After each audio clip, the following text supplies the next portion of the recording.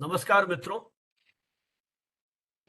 Communication today और भारतीय विद्यापीठ के संयुक्त तत्वावधान में संचालित की जा रही इस वेबिनार श्रृंखला में आप सभी का हार्दिक स्वागत, अभिनंदन। हमारे इस 123वीं वेबिनार श्रृंखला की शुरुआत के लिए मैं सबसे पहले अनुरोध करूंगा भारतीय विद्यापीठ में journalism and mass communication school की सहायक प्रोफेसर प्रियंका सिंह से कि वे सरस्वती वंदना की प्रस्तुति के साथ आज के इस कार्यक्रम को शुरू करें। प्रियंका जी शिक्षण में आने से पहले रेडियो इंडस्ट्री के साथ जुड़ी हुई थी। आरजे प्रियंका के नाम से आपने अनेक शोज किए और माखनलाल चतुर्वेदी राष्ट्रीय पत्रकारिता एवं संचार विश्वविद्यालय भोपाल के नोएडा परिसर से आपने अपनी मास्टर्स उपाधि प्राप्त की और संप्रति आप रेडियो पॉडकास्टिंग में पीएचडी के लिए रजिस्टर्ड हैं। उम्मीद करते हैं बहुत जल्दी ही डॉक्टर प्रियंका सिंह से हमारी मुलाकात होगी। इसके पहले आप इंडस्ट्री के साथ जुड़ी रही, इवेंट मैनेजमेंट के बहुत सारे आपने प्रोग्राम किए, राष्ट्रीय अंतर्राष्ट्रीय स्तर के आप जो आयोजन हुए उनके साथ आप जुड़ी रही और अनेक अकादमिक उपक्रमों के साथ भी आपका जुड़ाव रहा।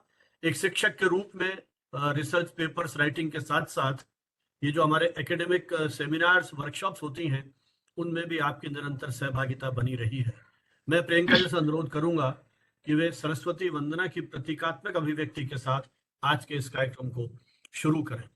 जी sir, thank you so much कि आपने मुझे मौका दिया कि मैं सरस्वती वंदना के साथ इस वेबिनार का शुरुआत करूं। Before moving to Saraswati Vandana, I, Priyanka Singh, on behalf of Bharatiya Vidyapeeth, welcome you all in our interactive storytelling, engaging audience in the digital age webinar. I hope this topic brings greater knowledge in all those candidates who are listening this webinar, because this topic bring depth to for storytelling. So this topic, of course, bring the greatest knowledge for the same.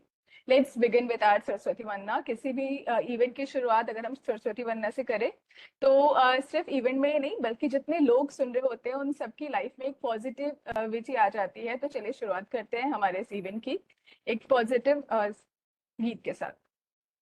इतनी शक्ति हमें दे न दाता, मन का विश्वास कमजोर होना, हम चले नेक रास्ते पे हमसे भूल कर भी कोई भूल होना।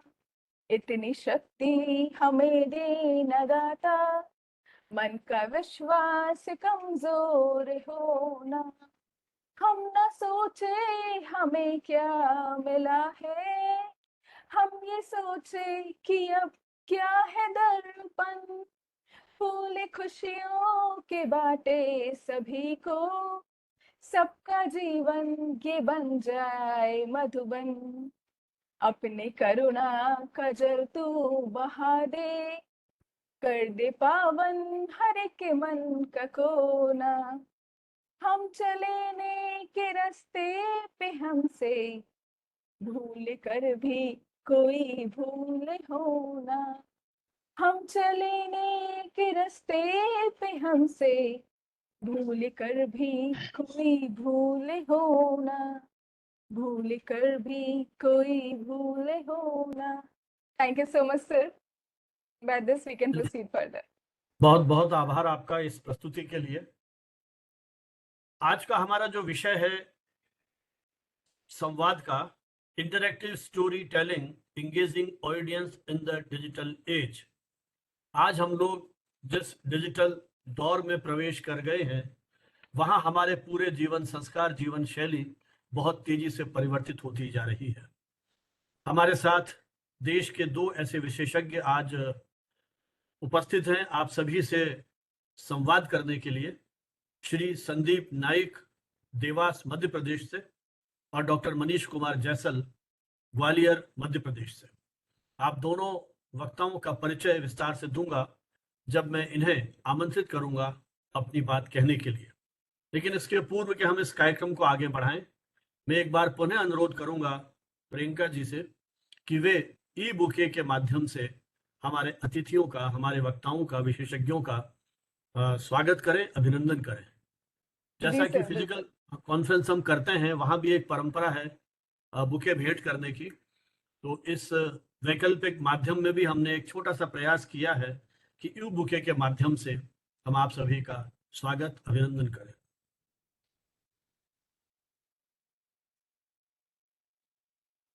सर, ये ई बुके भारतीय विद्यापीठ और कम्युनिकेशन टुडे की तरफ से एक जेस्चर है रिस्पेक्ट का, ऑनर का, और आपको थैंक्स करने का कि आप हमारे वेबिनार का पार्ट बने, हमें मौका दिया कि हम आपको सुने। और इस ई बुके की तरफ से हम एक छोटी सी कोशिश करते हैं कि जिस तरीके से इस ई बुके में एक स्पार्क, एक शाइन है, उसी तरीके से हम सबकी लाइफ में एक स्पार्क, एक शाइन, एक पॉजिटिविटी रहे कि हम अपने लाइफ को मतलब हर मुश्किल के टाइम पे भी एक अच्छा पर्सपेक्टिव ढूंढे और अपनी लाइफ में मूव ऑन करते रहे। Thank you so much sir. चलिए, जिस तरह से इस ई बुके की खुशबू हमारे जीवन को महकाती है, जब भी कोई पुष्प हम ग्रहण करते हैं, लेते हैं, हाथ में उठाते हैं, तो उसकी खुशबू एक उल्लास और आह्लाद की अनुभूति कराती है। यही विश्वास है कि हमारा ये जो वैचारिक यज्ञ चलता है, इसमें भी इसी तरह के विचारों की खुशबू के माध्यम से हम समाज में एक ऐसा नवनीत दे पाए जो कहीं एक वैचारिक ऊर्जा के साथ उस सामाजिक परिवर्तन का संवाहक बन सके। इन्हीं भावनाओं के साथ एक बार हमारे विशेषज्ञों का और इस वेबिनार में देश के विभिन्न अंचलों से जुड़ रहे मित्रों का, प्रतिभागियों का हार्दिक स्वागत। जैसा कि मैंने आपसे कहा कि ये जो आयोजन है वो कम्युनिकेशन टुडे और भारतीय विद्यापीठ के संयुक्त तत्वावधान में किया जा रहा है। प्रारंभिक 100 वेबिनार कम्युनिकेशन टुडे ने अपने मंच से की थी गूगल मीट पर, और जब मुझे अवसर मिला भारतीय विद्यापीठ में एक ऐसे ही अकादमिक आयोजन में सम्मिलित होने का, वहां के निदेशक पारिवारिक परिस्थितियों के कारण आज हमारे बीच में अभी नहीं है, उनका एक प्रस्ताव था कि एक एमओयू साइन किया जाए कम्युनिकेशन टुडे और भारतीय विद्यापीठ के बीच में, ताकि हम इस अभियान को सामूहिक रूप से, सम्मिलित रूप से आगे बढ़ाएं। और 101वीं वेबिनार के माध्यम से हमने ये संयुक्त उपक्रम शुरू किया है, ताकि एक दो संस्थाएं मिलकर के इस अभियान को आगे बढ़ाएंगी तो हमें और अधिक ताकत, शक्ति और सामर्थ्य मिलेगा। इसी सोच से ये अभियान, जो हमारा वैचारिक अभियान है, शैक्षिक अभियान है, ये आगे बढ़ रहा है। जैसा कि हर एपिसोड में हम इस बात को रेखांकित करते हैं, कम्युनिकेशन टुडे पिछले 28 वर्षों से नियमित रूप से प्रकाशित हो रहा है। हमारा एक छोटा सा विनम्र प्रयास मीडिया के क्षेत्र में हो रहे शोध अनुसंधान को एक प्रभावशाली मंच देने का प्रयास किया जाए। कितना सफल हुए, नहीं हुए, इसका मूल्यांकन शोधार्थी, मीडिया शिक्षक, मीडिया कर्मी आदि लोग करेंगे। संयोग से 2 डिसर्टेशंस हमारे इस कम्युनिकेशन टुडे पर हो चुकी हैं। एक महात्मा गांधी अंतर्राष्ट्रीय हिंदी विश्वविद्यालय वर्धा से और एक कृषि विश्वविद्यालय लुधियाना से। और पीआरसीआई के चंडीगढ़ के राष्ट्रीय अधिवेशन में इसे एक्सटर्नल मैगजीन कैटेगरी में पुरस्कृत भी किया गया था। तो यह अभियान, जिसमें देश के अनेक वरिष्ठ मीडिया शिक्षक प्रारंभिक दौर में प्रकाशित हुए, कई विद्यार्थियों को इसमें छप करके पीएचडी मिली, कईयों को असिस्टेंट प्रोफेसरशिप मिली, तो मुझे लगता है कि हमारा ये छोटा सा प्रयास कहीं ना कहीं इन विद्यार्थियों को, शिक्षकों को एक मंच देने में आगे बढ़ रहा है। भारतीय विद्यापीठ आईपी यूनिवर्सिटी दिल्ली से एफिलिएटेड है और विभिन्न विषयों के साथ साथ पत्रकारिता शिक्षण की दिशा में भी पिछले कई वर्षों से अपना महत्वपूर्ण योगदान दे रहा है। यहाँ के शिक्षकों की समर्पित सेवाओं के आधार पर मीडिया कर्मियों की एक नई पीढ़ी तैयार हो रही है। क्योंकि जैसा मैंने कहा कि पिछले वर्ष अक्टूबर में मुझे यहाँ जाने का अवसर मिला, जिस तरह से तकनीकी दृष्टि से एक श्रेष्ठ आधारभूत ढांचा विकसित किया है और यहाँ के विद्यार्थी स्वयं अपना एक भारतीय चैनल चला रहे हैं, और जिस तरह से प्रोफेसर एमएन हुडा के नेतृत्व में यहाँ के शिक्षकों ने काम किया है, वो अपने आप में एक अनुकरणीय उदाहरण है। तो आइए अब इस कार्यक्रम में हम आगे बढ़ते हैं। जैसा कि शुरू में मैंने कहा कि जो हमारा आज का विषय है वो स्टोरी टेलिंग पर केंद्रित है। जैसे ही स्टोरी टेलिंग की बात की जाती है तो हमारे मन में अनायास से ख्याल आता है कहानी कहने की कला। और शायद जब से मनुष्य ने अपने आप को अभिव्यक्त करना शुरू किया, कहानी का जन्म वहीं से हो गया होगा। और आज भी वो एक छोटा बच्चा जब अपने पेरेंट्स को, अपने ग्रैंड पेरेंट्स को कहता है कहानी सुनाओ, तो उस कहानी के माध्यम से न जाने हम कितनी तरह के वो पारिवारिक, सामाजिक और हमारे देश प्रदेश के उन सांस्कृतिक मूल्यों को उसमें कहीं संस्कारित करने का एक प्रयास करते हैं। एक पूरी की पूरी दौर को कम से कम मेरी उम्र के लोगों ने देखा है कि जब हम कितनी बाल पत्रिकाओं को पढ़ते थे, उन बाल कहानियों को पढ़ते थे। चंपक की वो पंचतंत्र आधारित कहानियां, चंदा मामा की पौराणिक कहानियां, पराग की वो यथार्थवादी कहानियां और नंदन की परी कथाएं, अनेक तरह की पत्रिकाएं, अनेक तरह का कथ्य और अनेक तरह की चर्चाएं जो हमने कई सेमिनार्स में बात की। वो प्रश्न यहाँ उठाने का अभी अवसर नहीं है, लेकिन कहीं ना कहीं कहानियों के साथ हमारा जुड़ाव बचपन से रहा है, शुरू से रहा है या मानवीय सभ्यता से रहा है। जैसा होता है तकनीकी परिवर्तन होता रहता है। छपाई का आविष्कार हुआ, रेडियो आया, फिल्म आई, टेलीविजन आया, डिजिटल मीडिया आया। हर दौर में कहानी कहने की कला में कहीं ना कहीं परिवर्तन आया। लेकिन मुझे लगता है कि जब हम उस बच्चे को कहानी सुनाते हैं, बेटा एक राजा था, हूं, और उस हुंकारे के साथ न जाने कितने जीवन मूल्यों को हम उसके साथ जोड़ देते हैं। फिर रेडियो आया, तब हम सुनते थे। टेलीविजन आया, दृश्यात्मक प्रभाव हुआ, और डिजिटल माध्यम ने तो हमारी पूरी दुनिया को बदल दिया है। उस कहानी में किस तरह से विजुअल इंपैक्ट है, म्यूजिक का इंपैक्ट है, और किस तरह से मल्टीमीडिया को आधार बना करके हमने उस कहानी कहने की उस परंपरा को पूरी तरह से बदल दिया।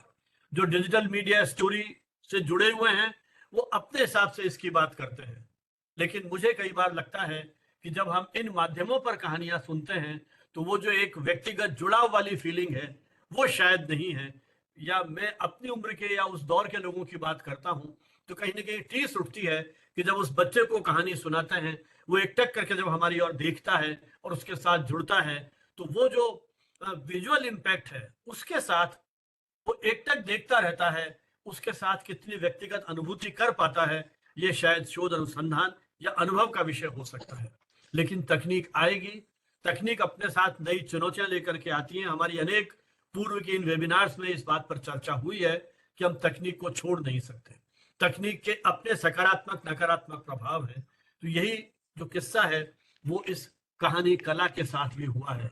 जब मैं पढ़ रहा था तो मैंने देखा एक केन बर्न्स नाम के व्यक्ति का रेफरेंस आया, जिसने 1990 में द सिविल वॉर करके एक डॉक्यूमेंट्री बनाई थी, और पहली बार अपने उस फिल्म के माध्यम से, उस डॉक्यूमेंट्री के माध्यम से उन्होंने एक फर्स्ट पर्सन के रूप में कुछ कहानियां कहने का प्रयास उसमें किया था। और उसके बाद इस 2000 में जब तकनीक ने फिर और पर एक नया मोड़ लिया तो कहानी कहने की कला के साथ सारी नए तत्व जो हैं जुड़ते चले गए।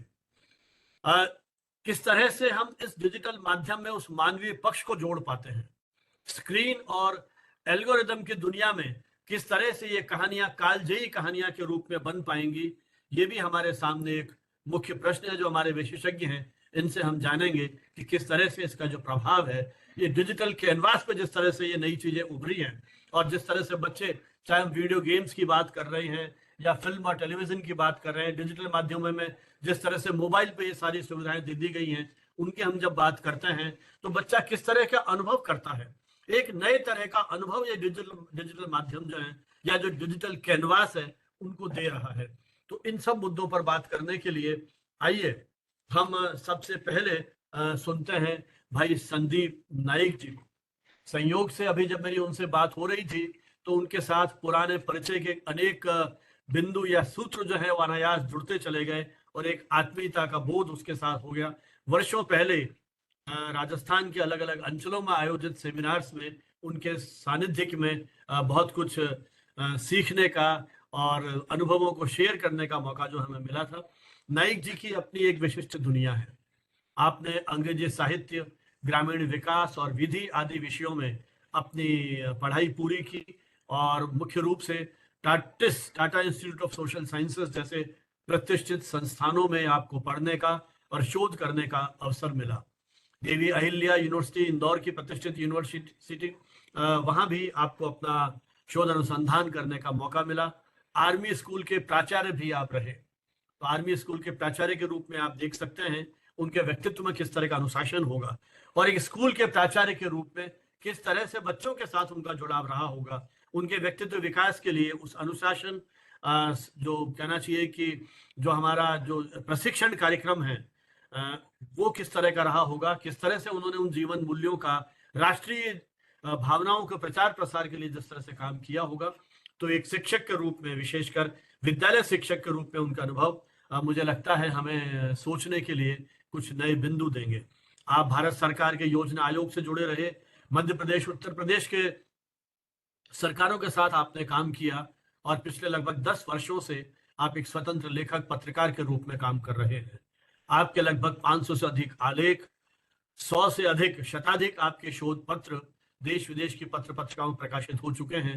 आप कहानियां भी लिखते हैं, साहित्य की विभिन्न विधाओं में आप निरंतर लिख रहे हैं, विशेषकर कथा और कविताएं। आपके नियमित रूप से अनेक कविताएं, कहानियां अनेक पत्र पत्रिकाओं में प्रकाशित हुई हैं, और सामाजिक मुद्दों पर आप बहुत ही तन्मयता और समर्पित भावनाओं से काम कर रहे हैं। आपकी एक पुस्तक नर्मदा किनारे से बचने की कथाएं बागेश्वर जैसे प्रतिष्ठित पुरस्कारों से सम्मानित हो चुकी है। स्काउट्स एंड रोवर्स का राष्ट्रपति पुरस्कार आपको मिल चुका है।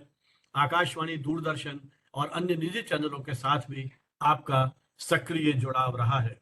हिंदी, गुजराती, मराठी, अंग्रेजी आदि विभिन्न भाषाओं से अनुवाद भी कर रहे हैं।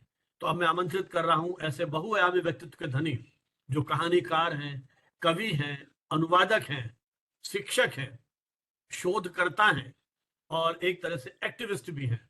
तो एक ऐसा व्यक्ति किस तरह से आज के इन बदलते मूल्यों में डिजिटल मीडिया स्टोरी की इस अवधारणा को, इस प्रवृत्ति को देखते, महसूस करते, समझते हैं। आपसे अनुरोध है संदीप भाई कि आप अपने अनुभव हमारे साथ साझा करें। संदीप नाइक जी। नमस्कार। बड़े भाई डॉक्टर प्रोफेसर संजीव बानावत जी, आपको आज देख के इतने सालों बाद मतलब मुझे लग रहा है कि 5 लीटर खून मेरा बढ़ गया हो। शायद इससे बड़ी बात मैं और कुछ नहीं कह सकता। जयंत यहाँ पे है, प्रोफेसर प्रियंका है, बाकी सारे साथी, मनीष छोटे भाई हैं ही। आप सबके साथ जुड़ के, मनीष ने पहली बार जब फोन किया तो मैं थोड़ा हिचकिचा रहा था। मैंने कहा नहीं यार, ये वेबिनार कोविड के दौरान बहुत सारे किए और अब थोड़ा सा इससे मन उचाट हो गया है। तो अभी पर जब उसने बताया, फिर मैंने थोड़ा गूगल किया मीडिया टुडे के बारे में, ये वो, तो मुझे लगा पुराने कुछ वीडियोस मैंने आपके यूट्यूब पे देखे तो काफी इंटरेस्टिंग लगा। मुझे लगा कि नहीं, ये तो सिर्फ एक बार जुड़ने का नहीं है, तो सतत जुड़ने का और सीखने का एक बहुत बड़ा प्लेटफॉर्म है। क्योंकि जैसे आपने कहा शिक्षक है, तो शिक्षक को पहले विद्यार्थी होना जरूरी, शिक्षक बनना तो बहुत बड़ी बात है। वो शायद एक जन्म में बन भी पाए तो मुझे लगता नहीं कि 7 जन्म भी उसके लिए कम होंगे। तो एक विद्यार्थी हूँ, विद्यार्थी ही रहूंगा, और आपसे हमने बहुत सीखा है। अनिल बोडिया जी रहे हैं बहुत पुराने, और राहुल जी, और ये सब आप उस पीढ़ी के हैं जिन्होंने पत्रकारिता के मूल्यों को जिया है। मेरे मित्र जो अग्रज थे कमल दीक्षित जी, उनके साथ आप रहे हैं। तो कमल जी का तो मूल्यानुगत मीडिया अभी भी निकल रहा है, और उसको लगातार मैं पढ़ता रहा जब तक वो शुरू से निकाल रहे थे इंदौर से। और आज भी उनके कुछ सोहन दीक्षित वगैरह उनके जो छात्र हैं वो निकाल रहे हैं। लाल बहादुर है जो नोएडा कैंपस में एलबी वहाँ पे था, तो एलबी के साथ में भी काफी अच्छा जुड़ाव है। मैडम वहीं से पढ़ी है माखनलाल में, नोएडा कैंपस से। तो खैर, मुझे ये बहुत अच्छा लग रहा है आप सबके साथ में जुड़ के। और थोड़ी सी बातचीत की शुरुआत में लगभग 15 मिनट बात करूंगा मैं मोटा तौर पे। जो जिस तरह का काम अभी कर रहा हूँ देश के 5-6 राज्यों में फोर्ड फाउंडेशन के साथ में, और जो नेशनल फाउंडेशन ऑफ इंडिया उनके साथ में स्टोरी टेलिंग को लेके ही ज्यादा फोकस है। खास करके मध्य प्रदेश, छत्तीसगढ़, राजस्थान, उड़ीसा और महाराष्ट्र के राज्यों में मैं दूर दराज के इलाकों में जा रहा हूँ। और वहां पे जो लोग काम कर रहे हैं उनकी कहानियां कैसे निकल सकती है, वो किस तरह से अपनी बात सशक्त तरीके से कहें, ताकि एक जो छवि निर्माण, पूरा जो नैरेटिव सेटिंग का काम पूरा निगेटिव हो गया है सोशल वर्करों का, मीडिया का, एनजीओस का, उसको कितना पॉजिटिव तरीके से, कितने अच्छी तरीके से हम अपना काम को कह पाए, अपनी छवि फिर से बना पाए। जिस वजह से राजनीतिक, सामाजिक, आर्थिक कारणों की वजह से जो छवियां खराब हुई है, उसको कैसे हम करें। और उसके लिए हमने माध्यम जो चुना है वो है स्टोरी टेलिंग का, कहानी कहना, ताकि हम एक अच्छा सकारात्मक नैरेटिव जो है वो सेट कर पाए। बहरहाल, जब कहानियों की बात करता हूँ तो मेरे को बचपन में सबसे पहले पढ़ी हुई कहानियां घर में दादी से, माँ से सुनी हुई कहानियां, मौसियों से, नानी से, सभी से सुनी हुई कहानियां जिसको हम किस्सा गो कहते हैं। कई तरह के किस्सा गो मुझे जीवन में मिले। माँ से शुरुआत हुई, दादी से हुई, और जब स्कूल में आया तो ईदगाह कहानी पहले पढ़ी, पंच परमेश्वर पढ़ी, जिसका असर अभी तक दिमाग में है कि बिगाड़ के डर से ईमान की बात नहीं कहोगे क्या। वो वाक्य जो है इस तरह से अंदर तक धसा हुआ है कि वो बार बार कोई भी निर्णय लेना होता है, कुछ कहना होता है, खरी खरी कहना होती है, तो उस वाक्य पे मैं तोलता हूँ कि ये बात सही है या नहीं है। तो इस तरह के छोटे छोटे मूल्य जो अंदर विकसित हुए हैं, वो चीफ बाद में थोड़ा और बड़ा हुआ, किशोरावस्था में आया तो निर्मल वर्मा को पढ़ा, कौवे और काला पानी पढ़ा, चीफ की दावत जैसी कहानी पढ़ी, पंचतंत्र की कथाएं पढ़ी, विक्रम बेताल की कहानियां पढ़ी। रामायण महाभारत का हम सबके जीवन पे बहुत असर है, बाइबिल का बहुत असर है, पैगंबर साहब की कहानियां या नबी की कहानियां जो है उसका बहुत असर है। गुरु नानक देव की कहानियां, रणजीत सिंह जी की कहानियां, जिस तरह से उन्होंने युद्ध किए हैं बड़े बड़े, जिस तरह से मुगलों के साथ में पूरी लड़ाइयां हैं। थोड़ा और जब आगे आते हैं किशोरावस्था से युवावस्था में, मेधा पाटकर का जमाना था, नर्मदा आंदोलन था, तो काफी सारे परिवर्तन। माननीय सुंदरलाल जी बहुगुणा वहां पे टिहरी में जब काम कर रहे थे तो गौरव देवी से मिला, चिपको आंदोलन की एक अपने आप में कहानी है। मदर टेरेसा के साथ कुछ काम किया, जब वहां पे कलकत्ता में वो काम कर रही थी तो उनके साथ उनका काम देखने गए। बाबा आमटे के साथ लगातार में कई सालों तो साल में 1 महीना जाके उनके पास रहता था, जब एकलव्य संस्था में काम करता था। छुट्टी लेके जाता था और उनके साथ में देखता था कि वो किस तरह का पूरा काम कर रहे हैं उनके आश्रम में। और उस समय कोई सुविधाएं नहीं थी, कुछ नहीं थी। तो ये अलग तरह की कहानियां हैं। बाद में फिर अपने यहाँ पूर्व राष्ट्रपति कलाम साहब आए, उनकी कहानी है काफी। राकेश शर्मा की अपने आप में एक कहानी है, जो कहते हैं अंतरिक्ष की सारे जहां से अच्छा हिंदुस्तान हमारा। इंदिरा जी की कहानी है। फिल्मों की तरफ अगर झुकाव देखे तो शम्मू कपूर की कहानी है, अमिताभ रेखा से लेके श्याम बेनेगल ने बहुत अच्छी फिल्में बनाई, गोविंद निलानी ने बहुत अच्छी फिल्में बनाई, बंधन हो या मिर्च मसाला हो, गोधुली हो, या फिर पार कहानी है। इस तरह की कई सारी फिल्मों की कहानियां बहुत है, उन्होंने बहुत असर डाला है। अपने घर में आसपास में देखता हूँ, क्योंकि मैं कहानियां लिखता हूँ, तो घर में आसपास बहुत सारी कहानियां मेरे को नजर आती है। मामा की है, मौसी की है, अपने छात्रों की है, शिक्षक की है, स्टाफ की है। चरित्र जब अपने आप में बोलने लगते हैं तो वो लगता है कि कोई एक कहानी का चरित्र है, वो लगातार बोल रहा है। महाभोज पढ़ी, मन्नू भंडारी जी की कहानी। वो कहानी इतनी अप्रतिम है कि उसका असर दिमाग पे बहुत लंबे समय तक भी है। पहाड़ को समझना था तो मैंने पंकज बिष्ट को, पंकज दादा को पढ़ा, जब उस चिड़िया का नाम उन्होंने आए पहाड़ से। और जब पहाड़ का आदमी नीचे उतर के प्लेन्स में आता है तो किस तरह से चीजों को देखता है और पहाड़ को अपने याद करता है। शिवाजी की कहानी, चूंकि महाराष्ट्र से मेरा रिश्ता है, मराठी मेरी मातृभाषा है, तो शिवाजी की कहानी आज जिस तरह से वहां पे जन जन में प्रचलित है, छोटे छोटे किस्से हैं उनके, उनकी माँ के और उनके गुरु के जो किस्से हैं, अकबर बिरबल की कहानियां हैं। तो ये सारी कहानियां जो है, इनके संदर्भ हम सबको याद है। मतलब कम से कम हमारी पीढ़ी है, या जयंत और मैडम जो बैठी है, और ऑफकोर्स आपको तो, आपने तो बहुत बुरा पढ़ा है, शायद मैं तो इतना पढ़ भी नहीं पाऊंगा इस जन्म में, पर आपने जितना पढ़ा, तो ये सारी कहानियों के संदर्भ जो है हमको याद है। तो मुझे लगता है ये कहानियां जो है 3 तरह से हमको याद रहती है। या तो हमने इनको पढ़ा है और सुना है बहुत रुचि के साथ में, जैसे आपने कहा हाव भाव के साथ, बॉडी जेस्चर्स के साथ, लैंग्वेज के साथ में, उसको पढ़ा सुना है। या फिर हमको ये कहानियां जो है वाचिक परंपरा से आई, क्योंकि मैं मालवा में रहता हूँ, तो यहाँ कबीर का पूरा एक काम है। प्रोफेसर लिंडा एस ने बहुत काम किया 10 साल तक, और जो स्टैनफोर्ड यूनिवर्सिटी में थी, और हम लोगों ने साथ में मिलकर काफी किताबें वगैरह निकाली है। मध्य प्रदेश में मालवा की पूरा एक, प्रहलाद सिंह टिपाणिया जी, एक आलूराम जी, 2 लोगों को पद्मश्री मिला। अभी एक लंबा आर्टिकल भी मैंने लिखा था। तो ये सारी जो वाचिक परंपरा से ये कहानियां हमारे अंदर आई है, या हमारे बीच में कहीं ना कहीं भीतर में हम आसपास देखते होते स्थानांतरित हो गई है।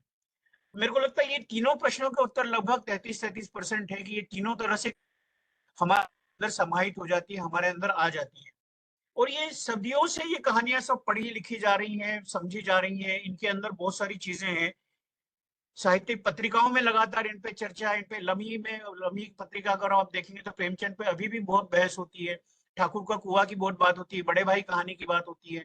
बंटो को जिस तरह से कहानियों को बार बार संदर्भ देके याद किया जाता है, अश्लीलता और इस सबको लेके जो समाज में कहते हैं, वो कहते हैं समाज में अश्लील नहीं लिख रहा हूँ, समाज आपका अश्लील है। तो इस तरह की जो चीजें हो रही है, रांगे राघव की हम बात करते हैं, वृंदावन लाल वर्मा की बात करते हैं, या रूसी जो हमारे कहानीकार है रसूल हमजा, तो जिस तरह से उन्होंने जो अपना लिखा है मेरा दागिस्तान, जो उपन्यास है 2 खंडों में, इतना अद्भुत है कि आप उसको जब पढ़ो तो वो हर बार नए अर्थ खोलता है। तो ये सारी चीजें, या निर्मल वर्मा का रात का रिपोर्टर अगर हम पढ़ते हैं, तो वो एक अलग तरह के मिजाज की कहानी है। तो मुझे लगता है कि कहानी जो है, ये पूरा बात कहने का अर्थ, ये आशय ही है कि कहानी हमारी जरूरत है। हमारी सांसों का हिस्सा है। जैसे आपने कहा कि वो सभ्यता और विकास की बात करती है, तो वो हमारे विकास का, हमारे एवोल्यूशन का पूरा एक जीवंत दस्तावेज है। और ये बहुत महत्वपूर्ण हमारे मानव जीवन के लिए, मानव समाज के लिए एक इम्पोर्टेंट चीज है। पत्थरों के आदिम युग से हम लोग लड़ते हुए आए, सुसंस्कृति में पहुंचे, और कैसे धीरे धीरे हमने अतीत को अपने इतिहास से सीख के और हम आज यहाँ पे काम कर रहे हैं, वर्तमान में बहुत मेहनत कर रहे हैं। सब लोग, एक छोटा मजदूर हो चाहे बहुत बड़ा कोई उद्योगपति हो, लगातार वो एक कहानी गढ़ रहा है ताकि आने वाला भविष्य जो है, आने वाली संततियों के लिए भविष्य जो है वो अच्छे से बन पाए, अच्छे से हम अच्छे समाज का निर्माण कर पाए। पर ये कहानियां जो है ये हमने कब पढ़ी थी, हमारा उसका कालांश क्या था? क्या हमने बचपन में पढ़ी थी, किशोरावस्था में पढ़ी थी, युवावस्था में पढ़ी थी, प्रौढ़ावस्था में पढ़ी थी, या थोड़े से हम बुजुर्ग हो गए तो उस समय हमने पढ़ी है? सवाल ये कि ये कहानियां हमको याद क्यों है? क्योंकि ये कहानियां किसी आयु विशेष के लिए मुझे लगता नहीं है। ये एक सतत और हमेशा बहने वाली, रहने वाली और बनी रहने वाली कहानियां हैं।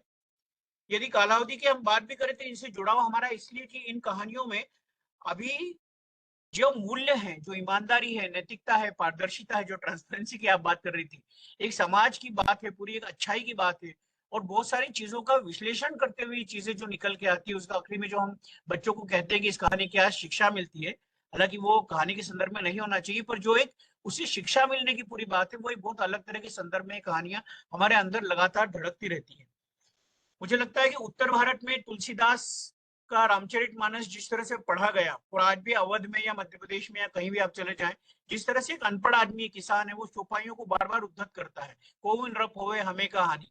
अब वो आदमी भले ही पढ़ा लिखा नहीं है, पर उसको वो चौपाइयां, रामायण के प्रसंग, संदर्भ, कहानियां, बहुत बारीक विश्लेषण, उसके तर्क, उसके लॉजिक, उस सबको उसको याद है। तो ये क्यों है?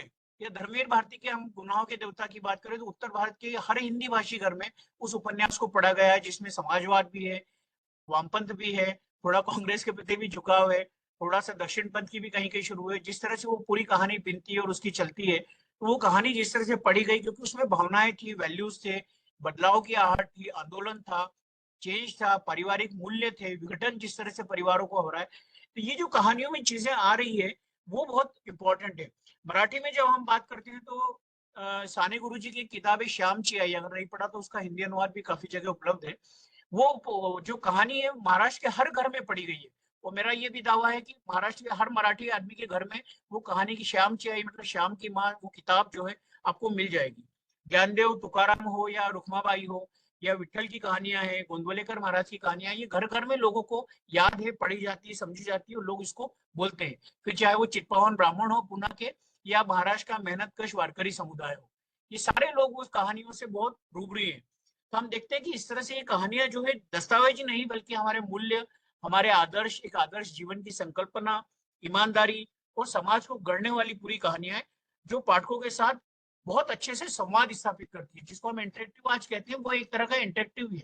और कहानी यहाँ पे ये संवाद है, डायलॉग है, मोनोलॉग कहीं पे भी इन कहानियों में नहीं है। खरगोश कछुए की कहानी को लेके हमने कई तरह की कहानियां उसको पढ़ी है, आज उसके हजारों तरह के पाठ उपलब्ध हैं।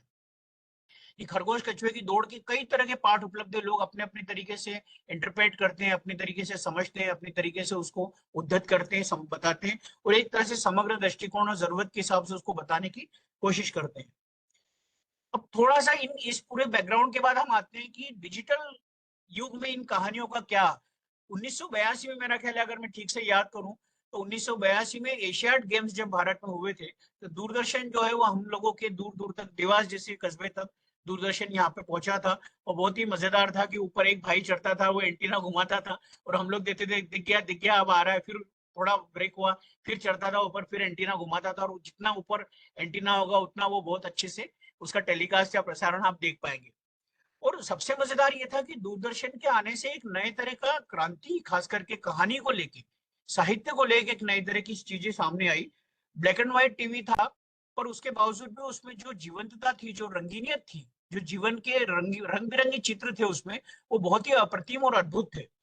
खास करके इसलिए मैं कहूंगा कि मनोहर श्याम जोशी से लेके कमलेश्वर, रेणु, भीष्म साहनी, शानी, टैगोर, शरद चंद्र, शंकर, ऐसे बड़े बड़े लेखक जो मतलब जिनके बारे में हम जानते नहीं थे, पढ़ता नहीं थे, हमको कुछ मालूम नहीं था, उनकी किताबें सिर्फ चौरंगी हो या हमने जो किताबें काला जल है या इस तरह की किताबें सिर्फ लाइब्रेरी में पढ़ी थी, और उनको जो पर्सोनिफाई होते हुए हमने या एक सीरियल के रूप में, सीरीज के रूप में हमने जब देखा, तो वो शायद उससे हमको कहानी की एक पूरी, दर्पण एक सीरियल आता था, उससे कहानी की पूरी एक समझ बनी कि कहानी होती क्या है, कहानी किस तरह से समाज को बदलने का, किस तरह से इंटरेक्टिव हो सकती है, किस तरह से बदलने का काम करती है। हम लोग एक सीरियल था, बुनियाद एक सीरियल था, काला जल था, कब तक पुकारूं, चौरंगी, इस तरह के कई सारे मेरे को चीजें याद आ रही हैं। जब ये सब चीजें, उपन्यास जो थे, ये तमस जैसा उपन्यास जिसने उस समय में 92 में जो वो पूरा बाबरी मस्जिद और ये पूरा कांड हुआ था उसकी पृष्ठभूमि, और उसके पहले तमस उपन्यास जब आया था और जिस तरह की पूरी सांप्रदायिकता को लेकर पूरी बहस हुई थी, असगर बजाज साहब का सबसे सस्ता गोश्त नाटक जो था, और ये सब दूरदर्शन की वजह से ही हो पाया, जिसकी वजह से कहानियों का एक समाज में बहुत स्थायी और बहुत लंबा असर पड़ा है। और मुझे लगता है कि उसके बाद अखबार और पत्रिकाओं में लगातार इन सीरीज पे लिखा जाने लगा, इस पे बातचीत होने लगी, समीक्षा होने लगी, लोग जो है बात करने लगे, और रामायण महाभारत का आज के शायद ये जयंती है, इस तरह की पीढ़ी के लोगों को शायद सुनना भी आश्चर्य होगा कि रामायण और महाभारत जब आता था तो एक अघोषित कर्फ्यू सड़कों पर लग जाता था। शायद रामानंद सागर जी ने या राही मासूम रजा ने सोचा भी नहीं होगा कि उनके जो सीरियल है उसकी वजह से सड़कों पर अघोषित कर्फ्यू लग जाएगा।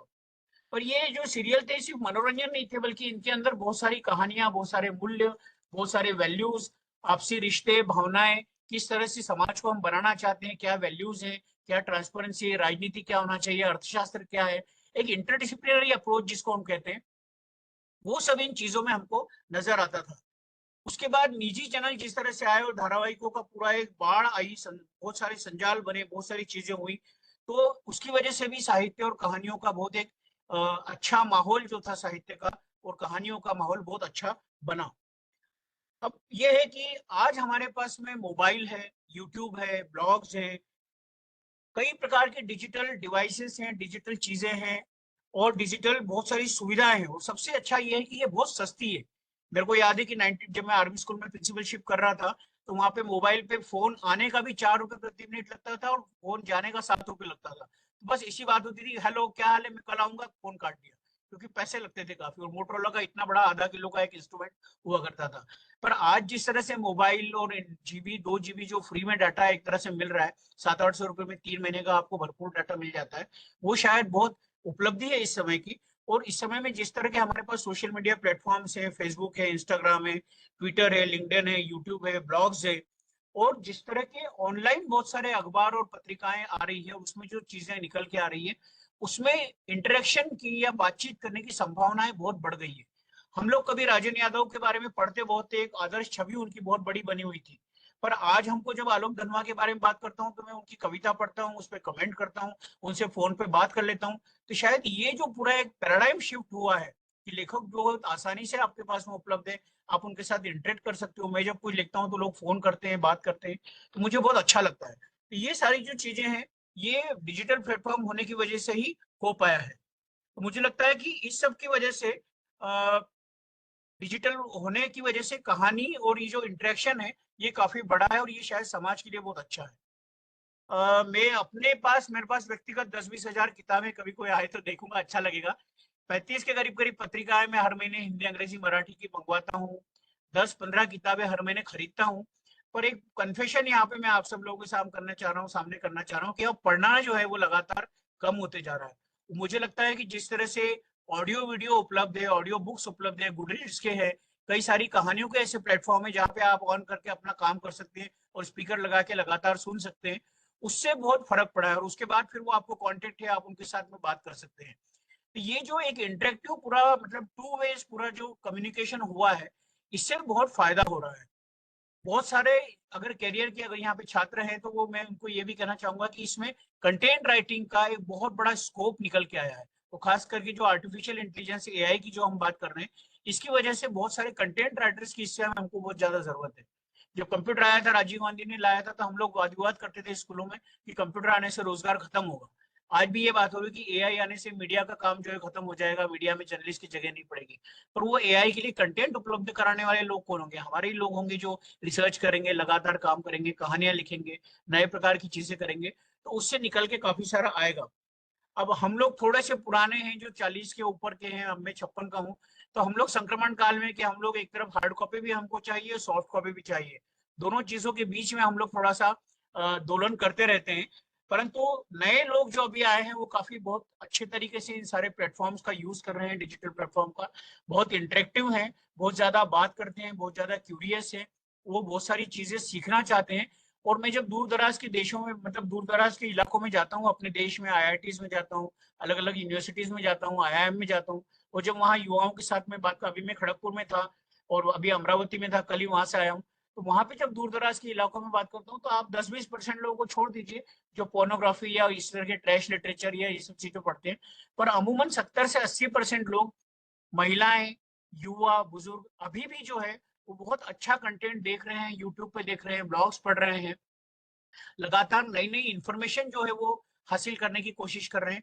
और खास करके किशोरावस्था के एडोलेसेंट एज जो बहुत क्यूरियस एज है, बहुत ज्यादा इंक्विजिटिव है, बहुत ज्यादा वो जिज्ञासा उनके अंदर है, वो लगातार पूछते हैं, नए नए प्लेटफॉर्म्स हैं, नए नए जगहों पे जाके एप्स को डाउनलोड करते हैं, पढ़ते हैं, लिखते हैं, कंट्रीब्यूट कर रहे हैं। और जिस तरह की गेमिंग और इस तरह की चीजें जो बढ़ रही है, ये जो डिजिटल प्लेटफॉर्म का अलग अलग फायदा हो रहा है, ये काफी अच्छा और फायदेमंद है। अभी दुर्भाग्य अब सिर्फ ये मैं देख रहा हूँ कि हमारे जो कंटेंट राइटर है वो ज्यादातर बड़े शहरों में बैठे हुए हैं, और जिस तरह का वो अभी कंटेंट लिख रहे हैं वो शायद बहुत ज्यादा बड़ी आबादी, खास करके हमारी जो 80% आबादी अभी भी जो ग्रामीण क्षेत्र की है, वहां तक वो नहीं पहुंच पा रहे हैं। तो मुझे लगता है कि अभी कंटेंट राइटर्स को वहां तक थोड़ा पहुंचने की जरूरत है। जल जंगल जमीन के मुद्दे जो हैं, पानी के, शिक्षा के मुद्दे हैं, स्वास्थ्य के मुद्दे हैं, एनजीओ जो अच्छा काम कर रहे हैं, और दूर दराज के जैसे अभय सातव का मैं मेलघाट में एक अस्पताल देख के आया हूँ, रवि पाल और वो दोनों तीनों चारों डॉक्टर्स लोग हैं। या छत्तीसगढ़ में गनियारी में, बिलासपुर के पास में बहुत अच्छा अस्पताल है, वहाँ पे काम कर रहे हैं। उत्तराखंड में महेश पुनिठा जी बहुत अच्छा काम कर रहे हैं। तो इस तरह के दूर दराज के इलाकों में जो लोग अच्छा काम अभी कर रहे हैं, राजस्थान में, मैं जोधपुर में, बाप में, और यहाँ पे जिस तरह के लोग वहाँ पे काम कर रहे हैं, या हमारे एक मित्र हैं अंशुल ओझा, जो इनके अरविंद ओझा जी के बेटे हैं, वहां पे वो जोधपुर में जिस तरह का पूरा एक सूखे इलाके में, रेगिस्तान में बहुत अच्छा काम कर रहे हैं, ऊंट और घुमंतु जनजाति के आदिवासियों के साथ में। तो उस तरह का काम अभी जब तक हमारे सामने नहीं आएगा, वो नहीं आएगा, तब तक हम एक बड़े वृहद समुदाय को और नहीं जोड़ पाएंगे। तो मुझे लगता है वहां पे अभी जाने की जरूरत है, लोगों को उस तरह की कहानियों को अभी लाने की सामने जरूरत है, ताकि हम वो लोगों से जुड़ पाए, जिसमें ज्यादा संवैधानिक मूल्य हो, लोकतंत्र की बातें हो, हम एक नए तरह का नरेटिव, एक पॉजिटिव नरेटिव गढ़ पाए युवाओं के लिए, अच्छे से उनको बढ़िया से काम कर पाए, वो सब करने की जरूरत है। और पुस्तक मेलों में तो हम लगातार देख ही रहे हैं कि जिस तरह से दिल्ली में पुस्तक मेला लगता है, छोटे छोटे शहरों में पुस्तक मेले लग रहे हैं। कलकत्ता के पुस्तक मेले की आमदनी जो टोटल है वो 500 करोड़ रुपया कहते हैं। तो अभी भी इस समय में जब इतना डिजिटल प्लेटफॉर्म है और पुस्तक मेलों में किताबें बिक रही हैं, तो मुझे लगता है ये बहुत आशा की बात है, बहुत अच्छी पॉजिटिव चीजें हैं। और जिस तरह से अभी हमको लोग सब्सक्रिप्शन देके, मैं देख रहा हूँ कि ब्लॉग्स पे या इंस्टाग्राम पे मैं देखता हूँ बहुत सारे कुकिंग के और इसके उसके कई सारे प्लेटफॉर्म्स हैं, लोग अलग अलग गाने के आ रहे हैं, तो लोग सब्सक्रिप्शन देके, छोटा छोटा पैसा देके, 100 रुपए 200 रुपए देके, और जिस तरह से लिख पढ़ रहे हैं और लगातार सीख रहे हैं, वो शायद बहुत बड़ी बात है। और मेरे को, मैं बहुत उम्मीद करता हूँ कि ये डिजिटल प्लेटफॉर्म की वजह से जो इंटरेक्टिव कहानियों का पूरा एक मामला है, कि पहले वन वे होता था पत्रिकाओं में, इसमें उसमें, पर अब ये टू वे, जब डिजिटल जब से हो गया, टू वे हो गया, लोग आपस में बात करने लगे हैं, चर्चा होने लगी है। छोटे छोटे कस्बों में पाठक मंच है, हम देवास में उठला एक चलाते हैं, जिसमें हर महीने किसी न किसी को बुला के कहानी सुनते हैं, बात करते हैं, लेखक से बात करते हैं, समझते हैं। कबीर मंडलियों के साथ में लगातार उनके भजन होते हैं, उनसे बात करते हैं कि कबीर जी ने ये कहा था, क्यों कहा, आज के संदर्भ में इसका क्या महत्व है, इसकी क्या सामयिकता है, क्या प्रासंगिकता है, कबीर ने ऐसा क्यों कहा होगा, रैदास और कबीर में मूल रूप से क्यों विचारधारा का फर्क है, फिर रसखान इस बात को किस तरह से कहते हैं, सूरदास और रसखान दोनों प्रेम और भक्ति की बात करते हैं, वात्सल्य की बात करते हैं, पर दोनों में मूल फर्क क्या है। तो जिस तरह का एक इंटरेक्शन बढ़ा है लोगों में, मुझे लगता है ये शायद बहुत अच्छी बात है, बहुत पॉजिटिव है, और आने वाले समय के लिए बहुत अच्छा होगा। मुझे सिर्फ एक चीज और कहनी है कि हमको थोड़ा सा ज्यादा स्किल, खास करके हम जैसे लोग जो जर्नलिज्म से जुड़े हैं, हमको थोड़ा और वीडियो एडिटिंग और ये कुछ जो स्किल्स और कॉम्पिटेंस है, दक्षताएं और कौशल है, ये थोड़ा सीखने की जरूरत है, ताकि हम अपनी बात को ज्यादा बेहतर तरीके से, कम शब्दों में, छोटे वीडियोस में, 2 मिनट के या 15 सेकंड के रील्स आपको आ गई है, वहां पे अपनी बात कह सकें। और इस सब के लिए हमको नए सिरे से कमर कसना होगी, और नए नए स्किल्स और कॉम्पिटेंस लगातार सीखना होंगे। आप सबने मुझे सुना, और अवसर दिया, इसके लिए मैं आप सबका बहुत बहुत आभारी हूँ। बहुत बहुत धन्यवाद, और उम्मीद है कि आपके साथ लगातार जुड़ता रहूंगा। बहुत बहुत धन्यवाद, शुक्रिया। चलिए, आभार संदीप भाई, आपके इस विस्तृत विवेचन से। आपने जिस तरह से उदाहरण दिए साहित्य के और साहित्यकारों के, तो मेरी तो आंखों के आगे पूरा एक युग जो है, एक तरह से वो उसका चित्र उभर आया। प्रेमचंद से लेकर के ईदगाह। अभी मैं गया था, शायद गोरखपुर की बात है, तो वहाँ प्रेमचंद का एक स्मारक बना हुआ था जहाँ प्रेमचंद एक शिक्षक के रूप में नियुक्त थे, और वहीं पे एक मेला लगता था जहाँ बताया कि वो ईदगाह कहानी उन्होंने वहीं बैठ के लिखी थी। क्या तो बात। एक रोमांच की अनुभूति होती है कि प्रेमचंद जैसे साहित्यकार, उनका जो समय है वहाँ बीता और उन्होंने वहाँ बैठ के वो कहानियां लिखी। तो वो सही कह रहे हैं कि आप उस तरह की कहानियों को पढ़ के, बड़े भाई साहब की कहानी का आपने जिक्र किया, किस तरह के जीवन के, क्योंकि जो भी रचनाकार है वो चरित्र अपने आसपास से उठाता है, घटनाक्रम वही है, तो कुछ वो कल्पना से जोड़ करके, और जिस तरह से वो एक चीजों को प्रस्तुत करता है, वो सीधी हमारे मन में आज इतने साल बाद भी आपको वो चीफ की दावत या जो आप कहानियों का नाम ले रहे हैं, उन्होंने तो वो पुराने पृष्ठ बहुत सारे एक तरह से जीवंत कर दिए। बस मुझे ये लगता है कि आज की जो पीढ़ी है वो शायद उस सुख से वंचित है, क्योंकि आपने पत्र पत्रिकाओं की बात भी की, वो साहित्य के स्तंभ है ना, दूरदर्शन का तो बहुत बड़ा योगदान है। एक एक विभिन्न भाषाओं के साहित्यकारों की कहानियों पर टीवी धारावाहिक, मुझे लगता है निजी चैनल्स शायद उस दौर से बहुत पीछे हैं, उस तरह की चीज नहीं है।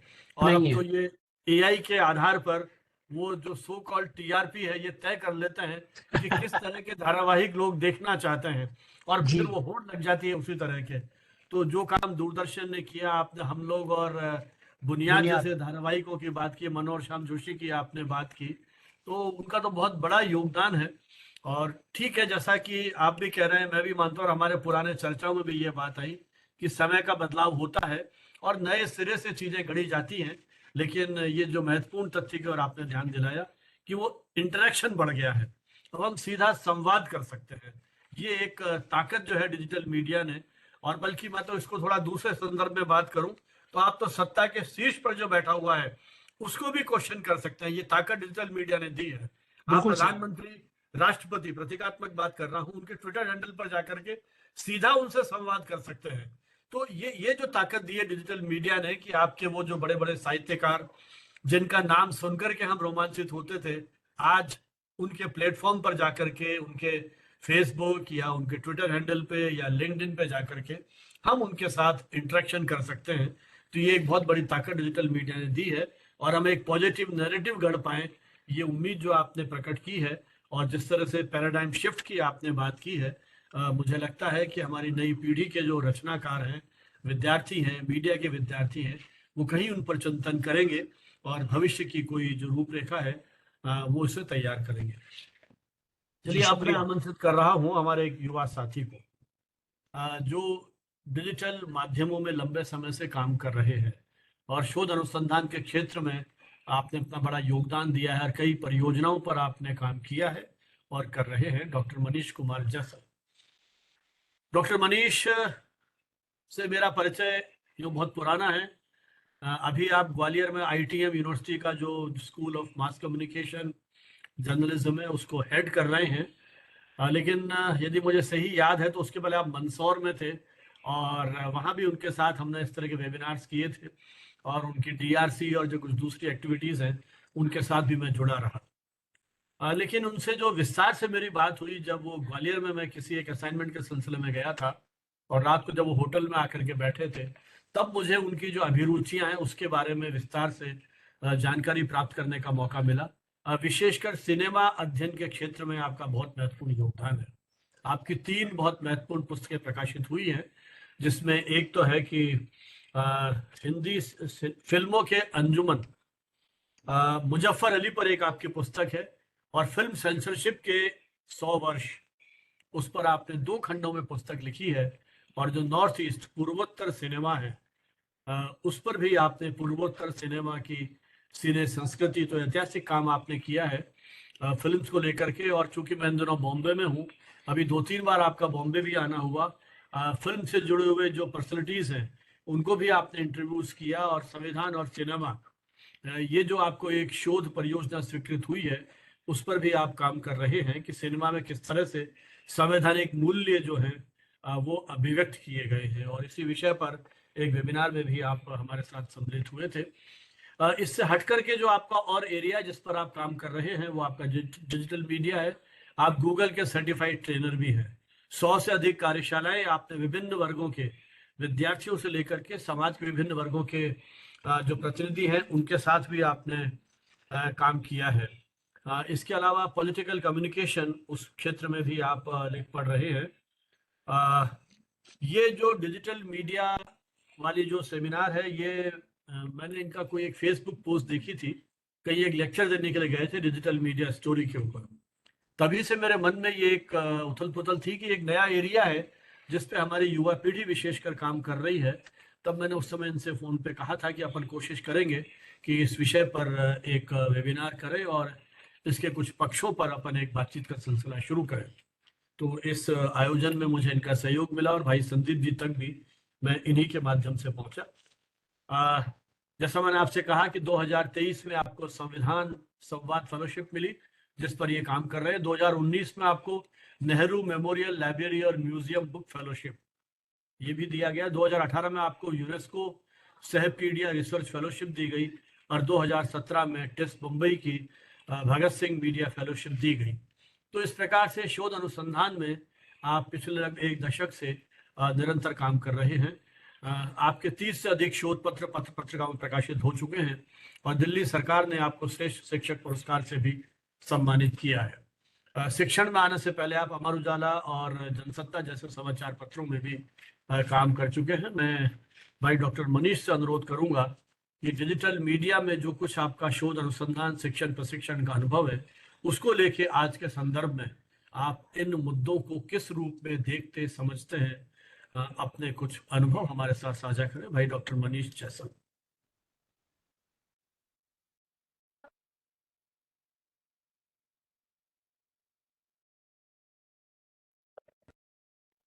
हाँ, मेरी आवाज आ रही है? अब आ रही होगी। हेलो, ठीक है। बहुत धन्यवाद बनावत सर। आपको सुनना अपने आप में एक बड़ा सुखद क्षण होता है। लंबे समय से हम आपको सुनते रहे हैं और आपसे प्रोत्साहित होते रहे हैं। यही शायद हमारी कहानी आज के लिखने की एक जो हमारे अंदर एक ललक है वो वहीं से आती है जहाँ से हम प्रोत्साहित होते हैं। भाई संदीप नाइक दादा हमारे दादा हैं और ये मानिए कि संदीप दादा को फेसबुक पर पढ़कर और उनके स्क्रीनशॉट बना के हम लोग भेजते हैं कि दादा आपने ये कर दिया, वैसा कर दिया, इसका ये मैसेज जाएगा। तो ये फीडबैक है। हम हमारी पीढ़ी जो आज की पीढ़ी है वो शायद ऐसे ही करती है। किसी के स्क्रीनशॉट बनाए, किसी को टैग किया, किसी का रील कॉपी किया और हमने इंस्टाग्राम पर लगाया, व्हाट्सएप पर लगाया और शेयर किया। तो हम कट कॉपी पेस्ट, यही डिजिटल युग है आज की पीढ़ी के निगेटिव फॉर्म में। अगर हम बात करें जो इसका निगेटिव पर्सपेक्टिव है, मैं बात निगेटिव से शुरू करूंगा और अंत में सकारात्मक दिशा तक आऊंगा।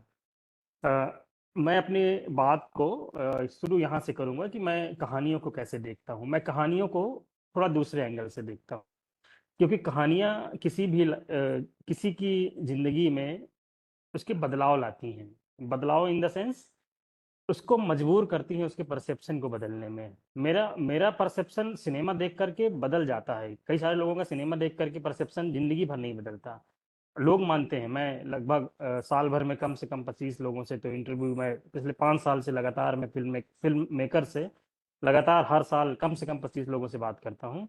वो ये हर बात पे ये कह रहे हैं कि सिनेमा से अगर समाज बदलता तो आज इतना सिनेमा बनता है, समाज स्वर्ग होता। क्योंकि सिनेमा इतना भी खराब नहीं बन रहा है जितना समाज के लोग ने कह रहे हैं, बता रहे हैं।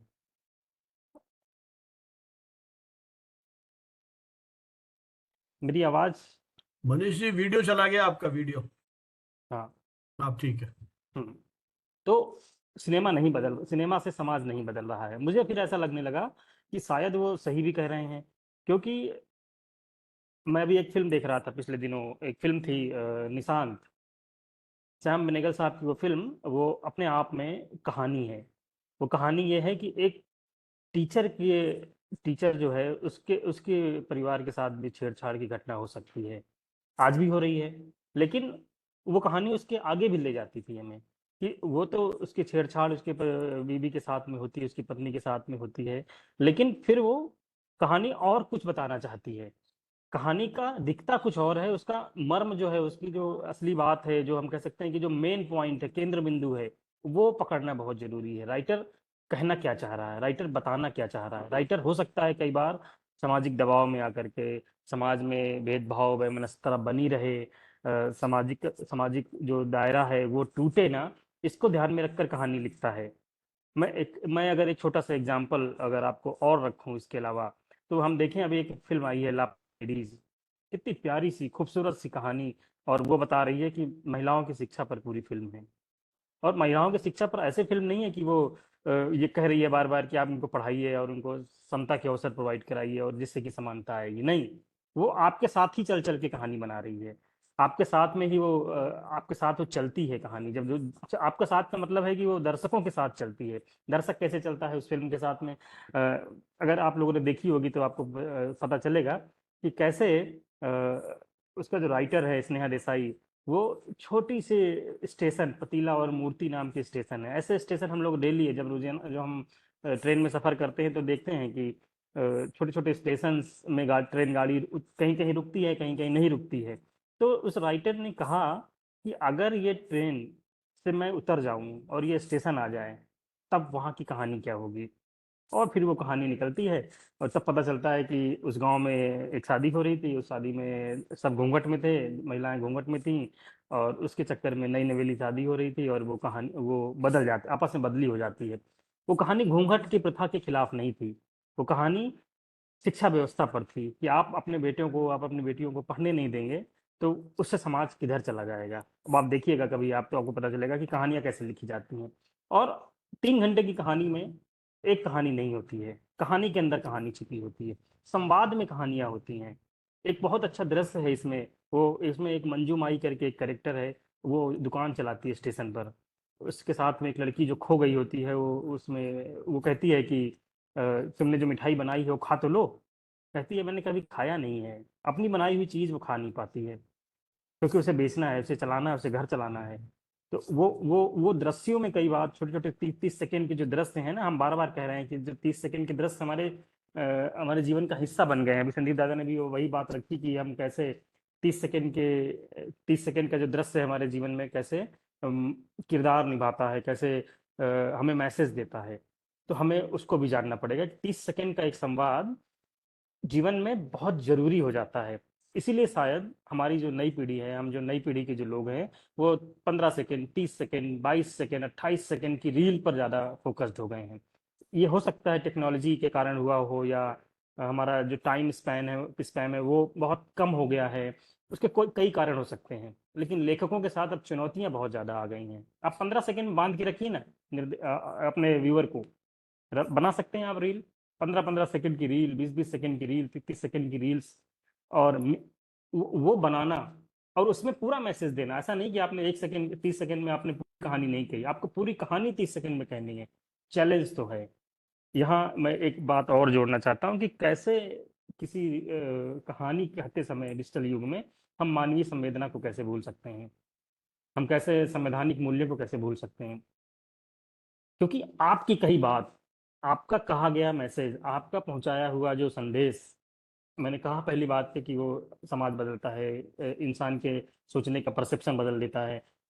तब आप ये जिम्मेदारी क्यों भूल जाते हैं कि वो कैसे एक व्यक्ति इसको अगर देखेगा तो वो क्या सोचेगा। एक छोटा सा, अगर अनुमति देंगे तो मैं एक छोटा सा उदाहरण और रखूंगा। एक बहुत अच्छा सीरियल है जिसे लगभग लोगों ने देखा होगा, तारक मेहता का उल्टा चश्मा। मैं एक राइटर है, उनसे बात कर रहा था, मैं नाम नहीं बोल सकता। उनसे बात करते करते वो बात निकल आई कि ऐसा कौन सा मोहल्ला है देश का जहां पर तारक मेहता का उल्टा चश्मा जैसा मोहल्ला है। वो कौन सा ऐसा मोहल्ला है देश का जहां पर मुस्लिम नहीं है, एक भी मुस्लिम नहीं है। उस कहानी में सब कुछ है, हास्य है, व्यंग है, समाज का दर्द है, दो आपस में सामाजिक चेतना है, सब कुछ है, मुस्लिम नहीं है। शायद हम क्या ऐसा समाज बनाना चाहते हैं? शायद हमें इतना क्रिटिकल होकर के भी सोचने की जरूरत है। बहुत सारे सीरियल विधवा बाल विवाह को प्रमोट करते हैं, टीवी सीरियल्स। हम उन्हें देखते हैं, छोटी छोटी बच्चियों को जो है वो घूंघट में उड़ा करके, उनके साजो सज्जा का सामान लगा करके उसे प्रमोट करते हैं, और वो कहानी टीवी में देख करके हमारे आम जीवन में 5 साल की बच्ची को हम तैयार करते हैं दुल्हन की तरह। ये कहाँ से आने लगा? और फिर करते करते करते करते वो चीज़ें आगे बढ़ने लगती हैं, और हम देखते हैं कि वो 12 साल की, 15 साल की, 16 साल की लड़कियां जब विवाह कर दी जाती हैं गाँव में क्या, शहरों में भी हो रहा है। हम अगर एनसीआरबी का डेटा पढ़ेंगे तो वहाँ पता चलेगा हमको। तो वो एक परसेप्शन बनता जा रहा है, और परसेप्शन बनता जा रहा है, उसका एक कारण डिजिटल युग में कही गई कहानियां भी हैं। डिजिटल युग का मतलब सिर्फ मोबाइल फोन नहीं है, इसका मतलब टीवी में आने वाले कंटेंट से भी है, इसका मतलब फेसबुक पर आने वाले कंटेंट से भी है, इंस्टाग्राम पर भी है, ट्विटर पर भी है, लिंक्डइन पर भी है, और सिनेमा पर भी है।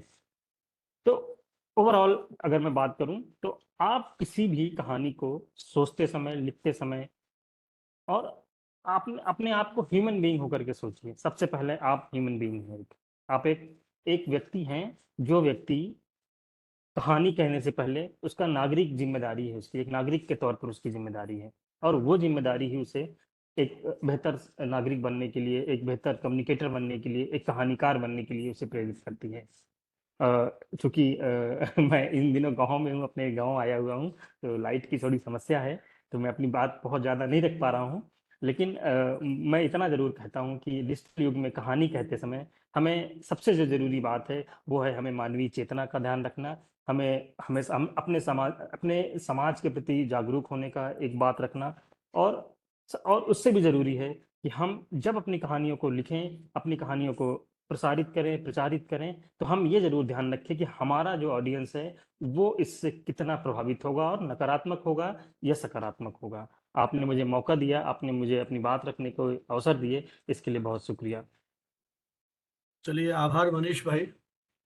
ये तो सही है कि धीरे धीरे जो डिजिटल दौर आया है उसमें समय सीमित होता चला जा रहा है। हमने वो दौर देखा है जब एक एक दो दो साल तक धारावाहिक चलते रहते थे, बीच में एक दो मिस भी हो जाए तो कहानी में फर्क नहीं पड़ता था। लेकिन अब दौर आ गया है, जो ओटीटी प्लेटफॉर्म्स आ गए, उसमें आपको एक एक दो दो एपिसोड जो है उसमें वो पूरी कहानी खत्म हो जाती है। वो लंबे समय तक चलने वाले जो वो थे वो चीजें नहीं है। फिल्में भी पहले 50 वीक और 100 वीक चलती थी, सेलिब्रेशन होते थे। अब फिल्में एक या दो सप्ताह में सारा अपना बिजनेस करके खत्म हो जाती हैं। तो ये जो एक शॉर्ट लिव्ड वाली चीज हो गई है, और जो रील और ये आ गया है, लेकिन इसी में कहीं मुझे लगता है कि ये इसी में से जो चुनौतियां हैं वो निकलती हैं। अभिव्यक्ति किस तरह की, 15 सेकंड में आप कितने भावपूर्ण तरीके से और उन शब्दों की पकड़, आपके जो एक्सप्रेशन है वो किस तरह के होंगे, ये है कि बहुत बड़ी चुनौती किसी भी रचनाकार के सामने होती है कि किस तरह से वो संक्षिप्त रूप में सारगर्भित और सटीक बात को कह सकने में सक्षम हो। तो और ये बात तो बिल्कुल सही है, कोई भी रचनाकार है वो सामाजिक दृष्टि से जागरूक हो, और वो जो मानवीय चेतना है उसको ध्यान में रखते हुए बात करे। तो वो जो मानवीय चेतना, फिर मैं वही कहूंगा कि हमारी पीढ़ी के जो लोग हैं, और जैसा संदीप भाई भी कह रहे थे, जो उन्होंने उन पुरानी कहानियों का जिक्र किया, और वो कहानियों के जो संवाद थे वो कहीं ना कहीं हम उठते बैठते सोते उनसे संवाद करते रहते थे। लेकिन ये जो 10-15 सेकंड की चीज है उसमें शायद वो जो संवाद की अनुभूतियां हैं, वो जो भावना या मानवीयता का पक्ष है, मुझे पता नहीं कि हमारी नई पीढ़ी जो है वो उसको किस रूप में देखती समझती है। वो तभी संभव है कि जब वो इस चर्चा को आगे बढ़ाने के लिए कोई उनके मन में सवाल हो, अपनी अनुभूतियां हो, अपने अनुभव हो, वो हमारे साथ शेयर करें। तो जो भी मित्र हमारे इसको सुन रहे हैं, क्योंकि डिजिटल मीडिया से नई पीढ़ी बहुत जुड़ी हुई है, तो कुछ बात यदि वो कह सकते हो तो वो आमंत्रित हैं, ताकि इसके जो और पक्ष हैं उन पर भी हम विस्तार से चर्चा कर सकें। कोई मित्र कुछ कहना चाहें? करीब 30 से अधिक पार्टिसिपेंट्स हमारे साथ जुड़े हुए हैं, तो कोई भी उनके मन में सवाल उठ रहा हो, या कोई ऐसे विद्यार्थी या मित्र हो जो इन चीजों से जुड़े हुए हों, जो लिख रहे हों, डिजिटल मीडिया का उपयोग कर रहे हों, उनके क्या अनुभव है, किस तरह का फीडबैक है, क्योंकि किसी भी कम्युनिकेशन की सार्थकता फीडबैक के साथ है। वो हमारे साथ शेयर कर सकते, तो फिर हम इसको समापन की ओर ले जाएंगे चर्चा को। कोई मित्र कुछ कहना चाहे, कोई तो विद्यार्थी मुझे कुछ एक कहना? चीज बोलनी थी। जी मतलब अगर मैं बात करूं आजकल की पीढ़ी की, तो मुझे ऐसा लगता है आजकल जो बच्चे हैं वो बहुत ज्यादा इंटरेस्टेड हैं, अगर मैं स्टोरी सुनने की बात करूं तो, एज कम्पेयर टू यंगस्टर्स। ठीक है, अगर मैं किसी भी छोटे बच्चों को कोई भी स्टोरी टेलिंग करूं, स्टोरी नरेशन करूं, तो they are very interested, but not the youngsters. उनको ऐसा लगता है कि दीज आर द लेक्चर्स। ठीक है, तो अगर मैं ये चीज देखूं तो नई पीढ़ी, अगर हम बोले तो बिल्कुल नई पीढ़ी कहीं ना कहीं इन चीजों को लेके बहुत ज्यादा वो क्यूरियोसिटी है उनके अंदर कि हाँ what is going to be next, but वही सेम क्यूरियोसिटी हम यंगस्टर्स में कहीं ना कहीं लैक कर रही है। तो हो सकता है कि उनके इंटरेस्ट एरिया की चीजें नहीं है जो वो सुन नहीं सकते बहुत ज्यादा, या ये हो सकता है कि उन्हें उस तरीके का नरेशन पसंद ना हो। मतलब जिस तरीके से हम उनको स्टोरी सुना रहे हैं, कि जिस तरीके से स्टोरी नरेशन वो सुन रहे हैं, वो चीजें नहीं पसंद हो। बिकॉज मैंने अभी देखा कुछ टाइम से कि हमारे रेडियो में भी पॉडकास्ट वगैरह बहुत सारा आ गया, स्टोरी टेलिंग के अलग अलग एप्स आ रहे हैं, और लोग उसे डाउनलोड करके सुन रहे हैं। ठीक है, तो वापस से वो क्यूरियोसिटी आई है एक लेवल पर, बट मुझे ऐसा लगता है डिलीवरी ऑफ मतलब कंटेंट उस तरीके से जिस तरीके से हमारे टारगेट ऑडियंस को जरूरत है, वो समझना भी बहुत ज्यादा जरूरी है।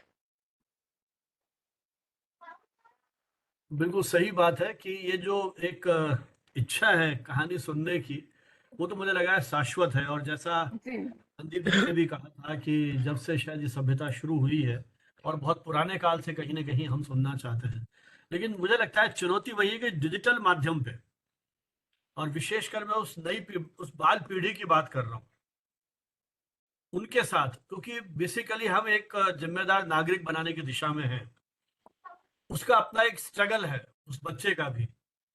वो जब, जैसा जो शब्द का उपयोग किया था संदीप जी ने, दादा दादी और नाना नानी की गोद में वो कहानी सुनने का जो अनुभव है, क्योंकि मैं भी बॉम्बे में लगभग उसी दौर से गुजर रहा हूँ।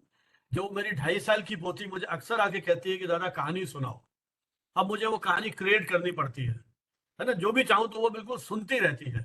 अब मेरा जो प्रश्न शुरू में भी था, भाई संदीप जी ने कुछ उस बात को आगे बढ़ाए, कि जब हम उस डिजिटल माध्यम पे देखते हैं, बहुत छोटी सी बात करूं, टेलीविजन की बात आपने उठाई थी, पर भी वो कहानी है। अब वो बच्चा एकटक उस कहानी की ओर देख रहा है, उन नकली चरित्रों से। हमारे यहाँ बहुत सारे ऐसे चरित्र गढ़े गए, इवन पहले जो कॉमिक स्ट्रिप्स थी, जैसे प्राण हमारे यहाँ कार्टूनिस्ट थे, उन्होंने वो चाचा चौधरी जैसे चरित्र जो है वो गढ़े उस समय, है ना। अब हमने सब डिजिटल फॉर्म पर आ गए। वो मुझे एकदम याद नहीं आ रहा ना, कितनी तरह की जो कहानियां आती थी कि कोई छत से कूद रहा है, या जैसे शक्तिमान की बात करें तो बहुत सारे इंसिडेंट भी हुए थे इस तरह के।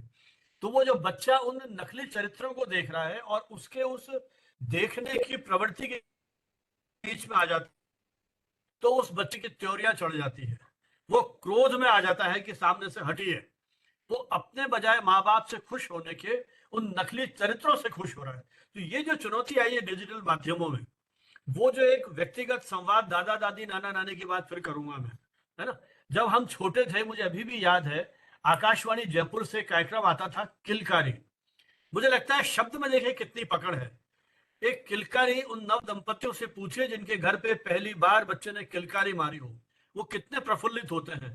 तो ये जो एक संवाद या एक आत्मीय जुड़ाव है, जिसको मनीष जी ने एक मानवीय भाव कहा, मानवीय चेतना कहा, क्या उन माध्यमों पर भी ये संभव है कि हम उस तरह के जीवन मूल्यों को प्रत्यारोपित कर सकें उस पीढ़ी के अंदर? इस चुनौती को हम कैसे झेलेंगे? क्योंकि अब तो आप आ गए डिजिटल लॉक की तरफ दृष्टि से कि वो हमें रखना पड़ेगा। तो डिजिटल स्टोरी और वो जो ट्रेडिशनल है, कॉन्फ्लिक्ट तो होगा ही होगा, लेकिन इसको आप किस रूप में देखते हैं अपने अनुभव के आधार पर? ये मेरी जिज्ञासा है थोड़ी सी। नहीं, आपने जी बिल्कुल सही कहा, और मैडम का सवाल भी बहुत अच्छा है। असल में जब एकलव्य हम चकमक पत्रिका निकाल रहे थे, अभी साइकिल पत्रिका हम देख रहे हैं। चकमक में लंबे समय तक हमने काम किया, विष्णु चिंचालकर, विनोद रैना और कई तरह से साथी थे हमारे पुराने, कि बच्चों के साहित्य को लेके एक पूरा अलग तरह का माहौल था, अलग तरह की बातचीत का पूरा बातचीत थी। तो उस समय बच्चों के साथ में बात करते थे, तो स्कूलों में लगातार जाना, अनुवर्तन करना, फॉलोअप जब करते थे तो बच्चों के साथ सघन रूप से बातचीत और ये सब होती थी। उनके जो सवाल होते थे, और कई तरह के सवाल हो, चाहे विज्ञान को लेके हो, चाहे वो आसमान में तारे क्यों चमकते, चंदा हमारे साथ क्यों चलता है। तो हमारे एक साथी थे शिक्षक, उनका नाम था उमेश चौहान, तो उन्होंने एक सवाली राह भी बनाया था। तो बच्चों के लिए छूट थी कि वो पोस्ट कार्ड पे हर महीने में 10 सवाल 15 सवाल जितना पूछना है पूछे, और हम लोग चकमक में कोशिश करते थे कि बच्चों के उन सवालों की जो है जवाब दे पाए। तो वो भी एक डायलॉग क्रिएट करने का एक तरह का तरीका था। अब वो है कि वो सवाली राम जो है वो किताबें उसके आ गई, सब हो गया। पर अब मुझे लगता है, अभी एकलव्य में था तो उन लोगों से बात कर रहा था कि अब सवाली राम को थोड़ा हमको डिजिटल प्लेटफॉर्म पे लाना चाहिए, और बच्चों के डायरेक्ट जिस तरह की ये हेल्पलाइन या आकाशवाणी में फोन करके आप जब पूछते हैं और उसके जवाब देते हैं, या कई तरह के दूरदर्शन पे भी सवाल, कृषि दर्शन वगैरह में जब होते हैं, तो उस तरह के जो सवाल है कहानी को लेकर, आपने बिल्कुल सही कहा, उस तरह की एक कोशिश की जाना चाहिए। और इस तरह के कई सारे भी आए हैं, जैसे डिजिटल डायरी, हमारे दो साथी विकास वशिष्ठ और जो है नीलेश द्विवेदी, ये डिजिटल डायरी, अपनी डिजिटल डायरी निकालते हैं, उसमें इस तरह की कोशिश काफी वो कर रहे हैं।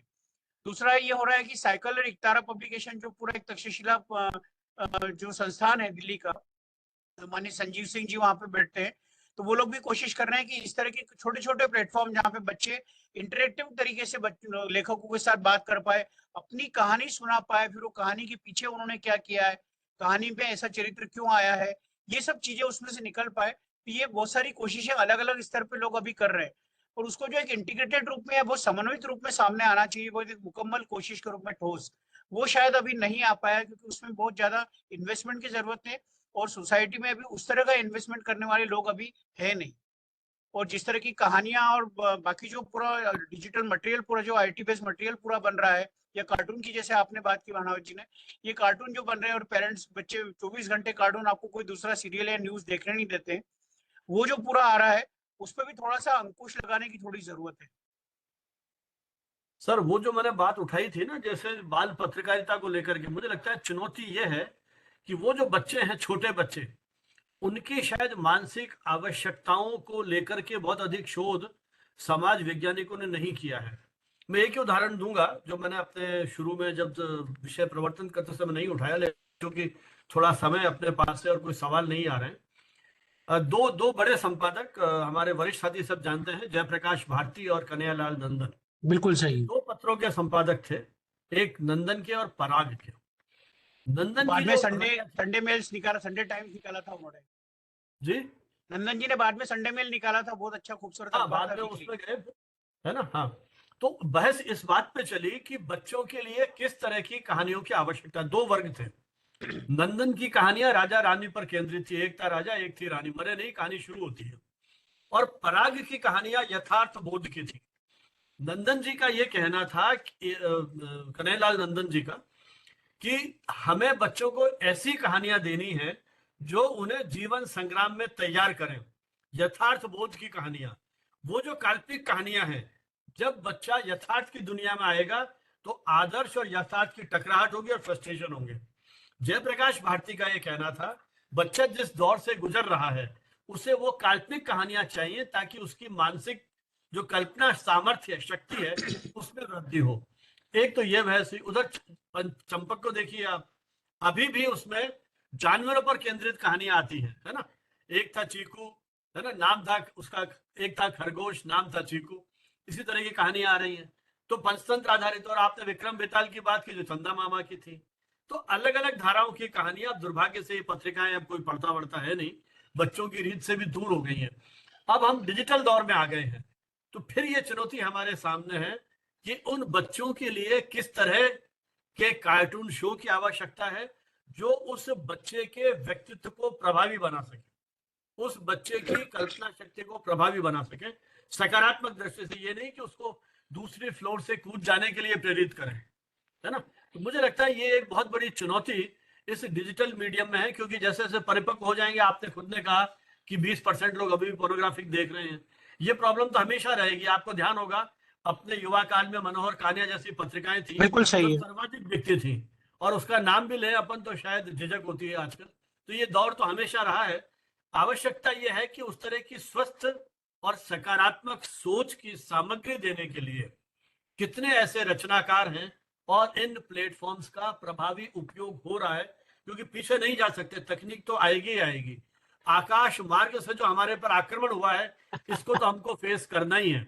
तो बिल्कुल आगे सही। व्यू रचना क्या है, मुझे लगता है ये एक बहुत बड़ी चुनौती है। भाई मनीष जी, आप कुछ कहना चाहें या कोई और मित्र कुछ कहना चाहें तो एक छोटी आमंत्रित। सी चीज और कहूंगा जी कि जी, पराग और नंदन और ये सब पत्रिकाओं के समय में एक सुमन सौरभ पत्रिका आई थी। और बिल्कुल उसी समय हम बिल्कुल। लोगों ने चकमक शुरू किया था, तो हम लोगों के सामने बड़ा द्वंद था कि इन तीनों चारों पत्रिकाओं के सामने बाजार के हिसाब से हम चकमक को कैसे टिकाएं। जी और उसमें फिर हरिकृष्ण देवसर है जिन्होंने बच्चों के लिए बहुत काम किया।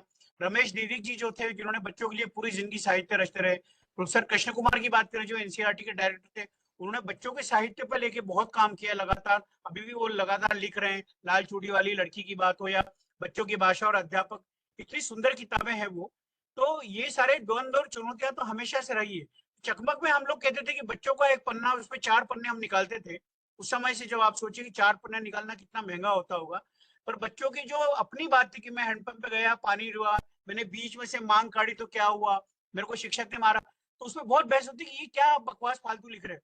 पर बच्चे जब अपनी अभिव्यक्ति दे रहे हैं, अपने हिसाब से कह रहे हैं, बात कह रहे हैं, तो उसको भी एक कोई मुकम्मल प्लेटफॉर्म मिलना चाहिए। वो कोशिश चकमक में अभी तक जारी है।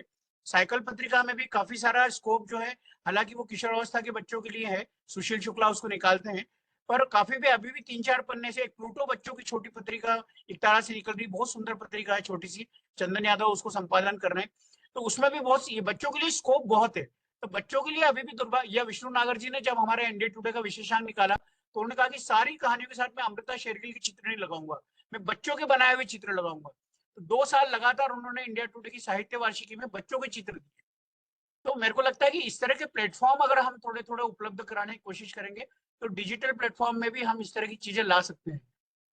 शुक्रिया। मनीष कुछ तो कह रहे सही थे। कहा आपने, मुझे लगता है ये क्रिएटिविटी है। अभी मैंने एक वीडियो देखा एक स्कूल में, आ, मतलब वो फर्स्ट क्लास के बच्चे होंगे, टीचर ने कहा मदर्स डे पे कि अपनी माँ के बारे में एक शब्द बोलिए। 20-25 बच्चे थे, एक ने कहा अमेजिंग, एक ने कहा प्रोटेक्टिव, एक ने कहा लविंग। देखिए किस तरह से बच्चे अलग अलग चीजों को कहने की कोशिश कर रहे हैं सही है। और अपनी अभिव्यक्ति को। और वो जो टीचर है वो शूट करती गई और एक वीडियो बना करके सारे पेरेंट्स को भेज दिया, वो किसी ने मुझे सोशल मीडिया पे शेयर किया।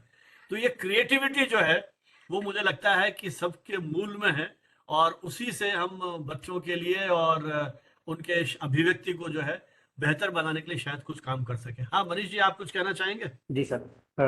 दादा कह रहे थे कि बच्चों को ये सारे चीज़ें प्रोवाइड करानी चाहिए, लेकिन मुझे ऐसा लगने लगा है कि बच्चों को तो पेरेंट्स देते हैं, तो सब उससे पहले बच्चों की कहानियाँ पहले पेरेंट्स पढ़ना शुरू करें, आज के पेरेंट्स, क्योंकि उन तक तो वो चीज़ें वही जाएंगी जो पेरेंट्स ला के देंगे। क्योंकि मैंने कुछ फिल्में जो अभी मैंने इधर हाल फिलहाल में देखी हैं, जो एनिमेटेड फिल्में हैं, एनिमेटेड फिल्मों में भी वही हो गया है। अ, अपराध से ज़्यादा अपराध की खबरें हैं उसमें उसमें कह सकते हैं कि अश्लीलता भी उसमें भी आ गई है। और बहुत हिंसा है। छोटे बच्चों में, जी हिंसा बहुत है। हाँ, हिंसा बहुत है। और छोटे बच्चों में भी वो चीज़ें भरना कि गुड्डा गुड़िया उस जमाने में था, तो आज वो अफेयर दिखाना, प्रेम दिखाना छोटे बच्चों में, 5-5 साल के बच्चे, 8-8 साल के, 10-10 साल के बच्चे, तो वो छोटे लेवल पे जब भर जाता है, तो वो बच्चा जब 18 साल का होगा, 12 साल का होगा, 13 साल का होगा, तो वो वही देखेगा जो उसका टेस्ट डेवलप हो जाता है। और क्योंकि अब जो नई पीढ़ी के जो कंटेंट राइटर हैं, जो राइटर हैं, जो ये क्रिएटर्स हैं, क्रिएटर्स, चंदन कुमार नाम का एक क्रिएटर है, अभी आपने देखा होगा, पंचायत सीरीज आई है, कितने साल का, 25 साल, 28 साल। मिर्जापुर का राइटर 30 साल, 32 साल। तो 30 साल का राइटर, उसने देखा मिर्जापुर ऐसा है, इसलिए उसने मिर्जापुर ऐसा क्रिएट किया, वैसेपुर वैसा देखा वैसा बनना है। तो देखने वाला, और अच्छा मेरे साथ ये था कि बड़ा सौभाग्य रहा, और ऐसे लोगों का मुझे मार्गदर्शन मिलता है कि मैं उनसे इंटरव्यू कर पाता हूँ, बात कर पाता हूँ। तो मैंने ये पूछा कि ये दूरी क्यों हो गई 80 के बाद के दशक में, के बाद के दशक से टीवी, सिनेमा और ओटीटी, इन तीनों में विषय कैसे बदल गए। तो कह रहे हैं कि पहले की पीढ़ियों में दो पीढ़ियों के बीच में जुड़ाव होता था। 80 के दशक में जो फिल्में बना रहे थे लोग, उसके साथ में जुड़े हुए लोग थे वो 60 के दशक के लोग भी थे। आजकल 60-80 के दशक का कोई फिल्म राइटर नहीं है जो काम कर रहा हो। श्याम बेनेगल इकलौते दिख जाएंगे आपको। तो अब श्याम बेनेगल जी का भी अपना एक ओहदा है भाई, वो बहुत पूरी फिल्में तो बना नहीं सकते, सबके साथ लग नहीं सकते, उनका डेवलप नहीं पाएगा। तो मैंने अशोक मिश्रा जी से पूछा कि आप नए पीढ़ी के हैं, पुरानी पीढ़ी के हैं, आप नई पीढ़ी के साथ कैसे करते हैं? तो उन्होंने बड़ा अच्छा सवाल का जवाब दिया, कहा मैंने कटहल बनाई। तो वाकई में वो कटहल जैसी फिल्म एक संवेदना के साथ में है। तो लगता है कि नहीं, वो जो पीढ़ी है, 30 साल का उनका लड़का है यशोवर्धन, उसके साथ इन्होंने फिल्म बनाई, तो वो फिल्म निकल के आती कटहल, जिसमें मानवीय संवेदना है।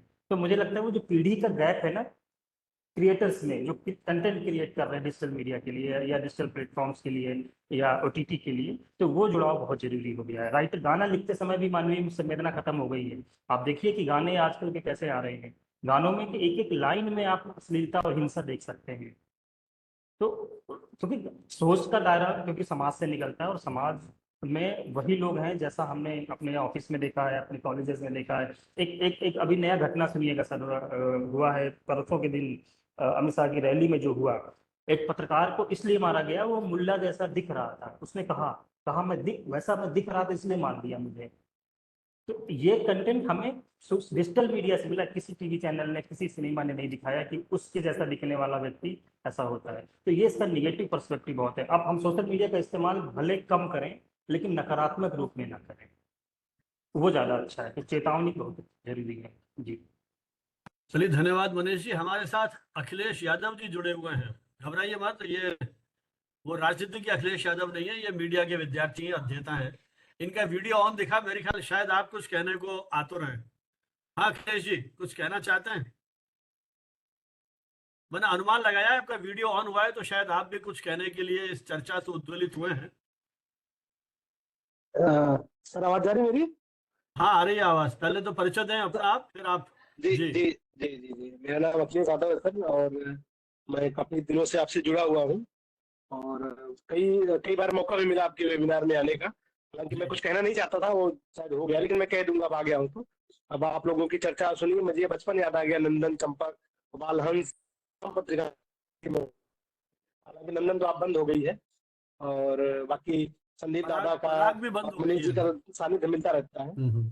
और मुझे एक संस्मरण याद आया सर कि आप मेरा पीएचडी का जो वाइवा हो रहा था, आप आए थे, आपने किया था, तब से मैं आपको जानता हूँ, और आपके जो इस तरह के वेबिनार हैं जुड़ने की कोशिश करता रहता हूँ और जुड़ता भी हूँ। और आज काफी अच्छा चर्चा हुई, और खास करके जो बाल साहित्य की बात की संदीप दादा ने, वो काफी मुझे, अखिलेश मैं जी, अपने आप बचपन से हैं उसको कहाँ जोड़ से? पाया। कहाँ से हैं आप? सर मैं उत्तर प्रदेश के प्रतापगढ़ जिले से हूँ, लेकिन आपकी बातचीत हिमाचल से सुन रहा हूँ। अच्छा अच्छा, वहां से हैं। अच्छा, केवल आप लोगों की जानकारी के लिए, क्योंकि बहुत सारे विद्यार्थी हैं, शोधार्थी हैं इसमें, बाल पत्रकारिता पर हमारे एक मित्र हैं लखनऊ से, डॉक्टर सुरेंद्र विक्रम। उन्होंने काफी काम किया, और अभी एक उनकी पूरी पुस्तक आई है जिसकी भूमिका मैंने ही लिखी है, बाल पत्रकारिता का इतिहास। तो वो काफी समय से काम कर रहे हैं। और जब मैं लखनऊ जी गया था, मैं बात कर रहा हूँ 80s की, बाल पत्रकारिता का एक लेख मैंने कहीं पढ़ा था, उत्तर प्रदेश पत्रिका जो निकलती है उसमें। उसके कारण जी फिर मैंने उनसे कांटेक्ट किया, और करीब अब तो 30 साल का मेरा एसोसिएशन है, और बहुत बहुत काम किया उन्होंने, बहुत अच्छा संग्रह भी है उनके पास। तो बहुत सारे मित्र हैं जो अलग अलग क्षेत्रों में काम कर रहे हैं। तो चलिए, मुझे लगता है कि अब कोई विशेष चर्चा के लिए बिंदु है नहीं। इसके पहले कि मैं आभार प्रदर्शन के लिए आयुषी चोपड़ा जी को आमंत्रित करूं, जो विभाग की हेड है, मैं प्रियंका जी से अनुरोध करूंगा कि हमारे दोनों जो आज के एक्सपर्ट हैं, उनको ई सर्टिफिकेट और ई बुके दे करके आज के हमारे इस शाम को एक एक के रूप में। जी जी सर, बिल्कुल। Thank you so much sir, again मुझे अपॉर्चुनिटी देने के लिए कि आज के हमारे जो प्रोमिनेंट स्पीकर्स हैं उनके लिए मैं ये जेस्चर ऑफ रिस्पेक्ट प्रेजेंट करूं, हमारे e certificates for R Sandeep sir. Mail कर दीजिएगा। जी सर, बिल्कुल। हाँ, आपको व्हाट्सएप पे भिजवा देंगे हम। जी जी जी सर। और ये हमारे तरफ से ई मोमेंटो।